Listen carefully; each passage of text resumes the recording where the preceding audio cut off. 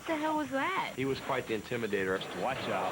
You don't know what was going through his head. Got him! That's the way he was. Guaranteed. He could you up. It's the third time. He's the scariest. Condemning your soul to hell. At 40 years young. M80 up a Dove's. He was hunting. 102 miles per hour. He's a killer. Both benches empty. You want a little meat on the table? 6 inches. That says it all, really.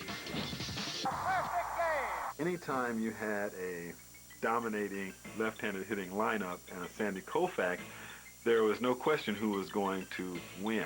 With the fastball in the 90s and the greatest curveball in the league, Sandy Koufax made hitters extremely uncomfortable. The most intimidating pitcher ever because of how good he was. He was tough. He got you out with great curveball. Koufax, he'd throw hooks that would break off the tabletop. As dominating a left-handed pitcher as you could see, and he had that nasty slider that nobody could hit. Sandy Koufax clearly had a 5-year run better than any pitcher that ever lived. Come October, you want to have Sandy Koufax on the mound. He just always seemed to deliver. In the end, it was the golden arm of Sandy Koufax that lifted them. In 4 World Series, Koufax pitched 57 innings and had a .95 ERA.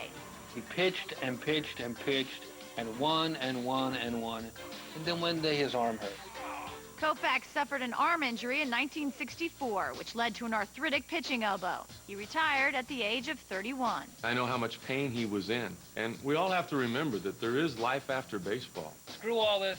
I'm moving him on. His fireballing relief ace. Oh, yeah, definitely named after Ryan Duran. My parents were big fans of baseball in the late 50s. Ryan Duran was a mediocre pitcher at best, but his unorthodox style was legendary. Ryan Duran on the Yankees was intimidating for a different reason. He couldn't see. He had very thick glasses. When he'd come in from the bullpen, the first thing he'd do is throw one 8 feet high into the screen. Ryan Duran has won his first World Series game. A remarkable relief job. Whether intentionally or unintentionally, used to be like a Nuke LaLoosh in Bull Durham. And you didn't have batting helmets back then. So you're not leaning, you're not going to dig that hole. His head down, prop department. Get yourself a big old pair of black glasses. Big right-hander fanned 87 in 75 2/3 innings. John quickly retires the side. The guy was 6'6", and you're standing on a mound, an elevated mound. He's on top of you at the plate before the ball ever gets there. He threw out here. He threw 3/4. And he didn't mind stepping down towards third base. Not a guy that you'd like to get in the box against. Drysdale used his intimidation as a tool, which helped him forge his Hall of Fame career. Begins to mow down the blades. He didn't take a back seat to the hitter. A lot of times hitters would be on top of the plate, but not for long. Victim number 1. If you got too close to the plate, he was going to hit you with the ball. It didn't matter. That's the way he was. Victim number 2. Drysdale, who was probably the meanest pitcher that I've ever seen. Victim number 3. He'd hit the same guy twice in a game, so he could strike him out the next 2 times. Hit more batters in the history of baseball than any other pitcher. This guy hit more guys than Courtney Love. Don Drysdale shows why he's one of the best pitchers in baseball. He was a big guy, so I don't think a lot of people were out there chasing Don down. If any one of the guys today stood and looked at a ball he hit long to see if it would go out, guaranteed Drysdale would hit him in the head the next time up. Guaranteed. Maybe teachers should adopt this. Mr. got an A on his report? Yeah, we'll see. We'll see about the next paper. I'm going to get you now. Debonair Don Drysdale, a part-time Hollywood performer. He should have been a boxer, Drysdale, the way he hit people. He wasn't pitching, he was hunting. Perfect through 9 innings. The Los Angeles Dodgers didn't think Pedro Martinez had the size to be a big league pitcher. They were wrong. He's not 6'5" and 225. He's an average-sized man. He's a combination of Sandy Koufax and Juan Marichal, and you don't see many pitchers like that. It's just kind of a total package. Has all the pitches, throws them all for strikes. He's going to have to crank it up another notch to catch up with that fastball. He's dominating with 4 different pitches. First curveball of the night, and was it wicked? Pedro just has this cockiness about himself. When he gets on the mound, he's in control. To me, Pedro is all about intimidation. He wants to kick your butt, basically. And he hit him. That's a huge advantage for a pitcher. If hitters think, hey, at any time he could buzz me, that's intimidating. It's the 3rd time, and Reggie's going to go after him. Both benches empty. If he thought his mother had a chance at beating him, he'd throw at her. Martinez just isn't right. He's not afraid to back down from anybody and will challenge anybody. Gerald Williams charges Pedro Martinez attitude is incredible. Whether he's pushing down Don Zimmer or whether he's pushing the ball over the plate at 95 miles an hour. Pedro Martinez is definitely one of the best competitors in the game. The stuff he looks like someone that you can kind of slap. That's what bothers me about it. It's like that short guy who steps into a bar talking trash. You're like, okay, I really think I can beat this kid's ass, but at the same time, he must be crazy or something because he's talking a lot of smack and he's only 5'2". It's the same thing with Mariano Rivera. Struck him out with high heat. He just doesn't look mean to me, but that's probably what will trick you. Because you're like, hey, look at that nice guy. What the hell was that? The New York Yankees, world champions. Best in the business. If the Yankees didn't have that guy closing games for them, I don't know if they would have as many world championships. I think was their greatest asset, Mariano Rivera. You could get the game to him, forget about it, pack up, go home. One of the best postseason pitchers of all time. Nothing affects this guy, and he is consistently tough. He's got one pitch, you know what he's going to throw. Mo just rears back and says, hit it if you can. And you know he's going to throw a cutter about 96 miles an hour. you know what's coming, you know what he's going to do, and you try to hit it and you just can't. There's not a whole lot you can do with it. I mean, his mannerism on the mound, his presence just speaks for itself. He's just like a quiet. In the early 90s, the Reds bullpen was anchored by a three-headed monster nicknamed the Nasty Boy. Here goes Yalding, here's Dibble, and the war is on. These guys were like, you know, pick them off the corner. Hey, we got a game here. You want to play? Hey, I don't know. What the hell? The boys were Randy Myers, Norm Charlton, and Rob Dibble. Those guys, they threw pure heat. I think all of them threw 98 plus. They had no idea where the ball was going. That's always intimidating for a batter. Norm Charlton, he had hit a guy, he was like, I'll take his head off. And that made me go, Norm, you can think it, but don't say it, baby. Norm didn't care. I figure if I hit him harder than he hits me, then I'll come out of it okay. Somebody's going to have to do something about Rob Dibble.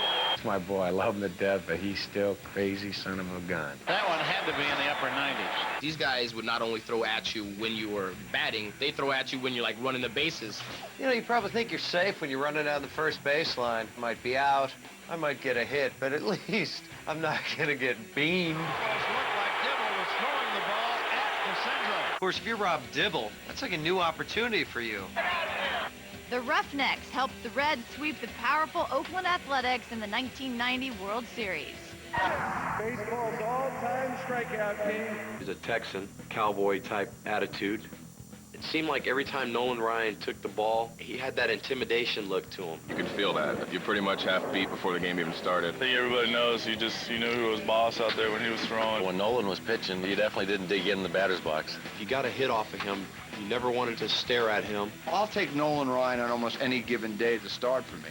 1 out away from a 6th career no-hitter. Fly ball number 6 for Nolan Ryan. He was quite the intimidator every time he took the mound. God love Nolan Ryan. 500 years old, still striking people out. Stopped it! Number 7 is in the book. The remarkable Ryan has done it again. Few power pitchers last into their 40s. Fewer still can intimidate players half their age. Watch out. They'd still back a guy off at age 45 when he pitched. Look at this. Still knock a guy right on his butt and didn't care. And then starts to beat your ass. That's got to be, that's got to be a little bit, more than a little bit humiliating. Nolan Ryan hit him 30,000 times in the top of the head. Nolan could not only strike you out, but he could you up. Just longevity, strikeouts, no hitters. I mean, he's done it all. That's why he's the all-time strikeout leader. Just was a bull. He's a linebacker throwing baseballs at you. Roger Clemens could seem really intimidating, but I've always thought he was a little chubby. He's just a very intense person, and there's no doubt about it. He's more intense when he's out there on the baseball field.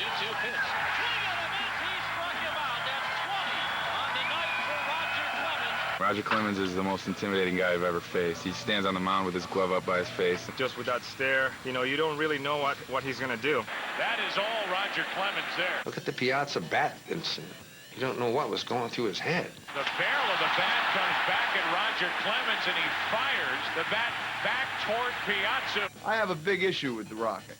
I really do. Hate what he did to Piazza, who I love. He's a killer. It's really horrible. Horrible human being. The Rocket, number 300, the 21st to do it in Major League history. He's a machine. I mean, he's a guy that's done it for years. Well into his 40s, Clemens is proving he can dominate for any team in any league. Roger Clemens is the hired gun. He'd be the man in black who comes into town. All the fans in Boston, Toronto, and now New York can attest. Roger Clemens is 100% loyal to Roger Clemens. You know, loyalty's a funny word. Roger Clemens shouldn't be bashed because he left the Red Sox for something better. The New York Yankees, world champions. This will probably be his last year, unless somebody else ponies up with the money. Thank you for your blessing to continue to play another year. You want a little meat on the table? Brother Clemens is the man to bring. Koufax, he'd throw hooks that would break off the tabletop. Ian Duran on the Yankees was intimidating for a different reason. He couldn't see. Hit more batters in the history of baseball than any other pitcher. If he thought his mother had a chance of beating him, he'd throw at her. Struck him out. He looks like someone that you can kind of slap. Same time, he must be crazy. You're running down the first baseline. I'm not gonna get beamed. Nolan could not only strike you out, but he could you up. That is all Roger Clemens there. He's a valuable player, Randy Johnson. When he first came up, I mean, he was wild, too. I mean, this guy was a death sentence. 102 miles per hour. When he did not know where it was going and he was still throwing 100 miles an hour, that was no fun to go up there. Attaboy, Randy. Nice pitch. Now he's developed into one of the greatest pitchers. Randy Johnson has tied the Major League record for strikeouts in a 9-inning game. Randy Johnson is the definition of an intimidating pitcher. Look at his size. I mean, he's 6'10". You know, he's halfway to home plate when he releases the ball. That, coupled with the fact he throws 95 miles an hour with a wicked slider, it makes him pretty intimidating. Nobody bigger than the big unit. Certainly if left-handers, guys have been bailing out for 15 years, to prove that he's the scariest ever. That's got to be the single most intimidating thing, stepping up to the plate and getting brushed back by Randy Johnson. Randy Johnson scared the hell out of Kruk. John Kruk fanning himself off. And Kruk just went, okay, Randy, got it, buddy. Listen, I'll go back to Philly and be tough. He did it again! Same thing happened when Larry Walker came up afterwards and turned his helmet around. He gets on the other side of the box to bat. He wanted no part of Randy Johnson either. Even wildlife weren't safe around the big unit. He threw a fastball one time and hit a bird as it flew in front of the plate. And It looked like someone put an M80 up a dove's and then let it go. For those who love sports and hate birds, it was a great moment. In 2004, Johnson became the oldest pitcher in Major League history to throw a perfect game. To Perez. Swing and a miss, and Randy Johnson, at 40 years young, has... Again, a standing ovation. A new World Series record. I'd take one guy to start the staff. I'm taking Bob Gibson. A marvelous all-around athlete. He was the man at the time in St. Louis. I mean, he was the man in the whole league. He looked like he hated you. Maybe he didn't even know you, but he was condemning your soul to hell. He didn't care. He'd throw right at you, and that's his mound, you know, and that's his plate. He doesn't want anybody to feel comfortable. The fear he had in the batters, he'll throw a pitch at you, and then he'll paint the corner on you and won't think twice about it. He's going to back you up, and then he's gonna strike you out. Bob Gibson led the Cardinals to 3 World Series.